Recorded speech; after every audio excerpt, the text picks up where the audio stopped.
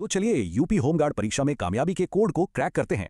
आज हम 25 अप्रैल 2026 की पहली पाली वाले पेपर को बारीकी से देखने वाले हैं ताकि तैयारी के लिए एक बेहतरीन रणनीति बन सके। तो आज हम क्या क्या देखने वाले हैं? पहले समझेंगे कि ये पेपर इतना जरूरी क्यों है, फिर यूपी स्पेशल, इतिहास और संविधान और बाकी के जनरल नॉलेज पर भी नजर डालेंगे, और आखिर में सबसे जरूरी बात कि इससे हमें क्या सीख मिलती है। तो चलिए शुरू करते हैं। सबसे पहले ये समझना जरूरी है कि आखिर ये पेपर इतना खास क्यों है। बात सिर्फ सवालों की नहीं है, बल्कि ये समझने की है कि पेपर बनाने वालों की सोच क्या है। देखिए, जब हम इस पेपर को एनालाइज करते हैं ना, तो हमें पता चलता है कि ट्रेंड्स क्या हैं, किस तरह के सवाल आ रहे हैं और कितनी गहराई तक पढ़ना जरूरी है। इसी से एक स्मार्ट स्टडी प्लान बनता है। चलिए अब आते हैं उस सेक्शन पर जो बहुत लोगों के लिए गेम चेंजर साबित होता है, उत्तर प्रदेश स्पेशल। यहाँ के सवाल ऐसे होते हैं जो स्कोर में बड़ा फर्क ला सकते हैं। तो पहला सवाल, और ये सीधा यूपी के इंडस्ट्री से जुड़ा है, पीतल नगरी किसे कहते हैं? ये दिखाता है कि एग्जामिनर्स राज्य की आर्थिक पहचान से जुड़े सवाल पूछना पसंद करते हैं। और इसका जवाब है मुरादाबाद। बिल्कुल सीधा सवाल, पर ऐसा है जो यूपी की तैयारी करने वालों को पता ही होना चाहिए। अच्छा, अब ये सवाल देखिए, ये राज्य के एडमिनिस्ट्रेशन से जुड़ा है। यूपी की ऑफिशियल भाषा क्या है और दूसरी ऑफिशियल भाषा कब शामिल की गई? अब ये मजेदार है। देखिए, सिर्फ ये जानना काफी नहीं कि हिंदी और उर्दू भाषाएं हैं। असली खेल है तारीखों का।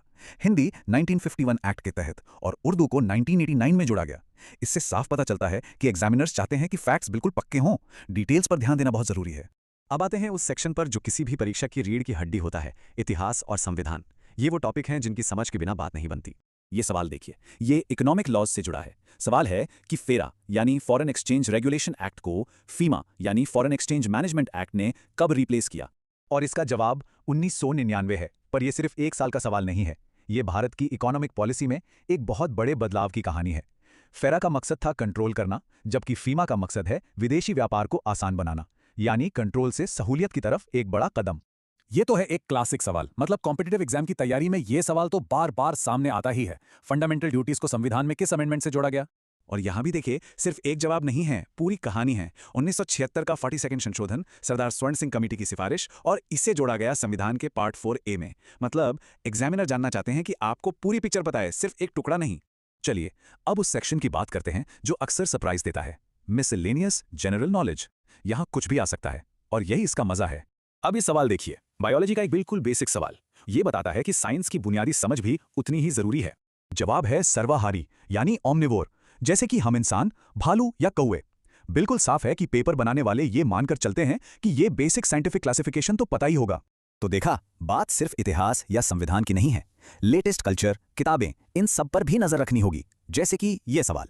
और सही जवाब है सुधा मूर्ति, भारतीय साहित्य की एक बहुत जानी मानी हस्ती। इससे ये भी पता चलता है कि जो लोग खबरों में रहते हैं उनके काम के बारे में जानना जरूरी है।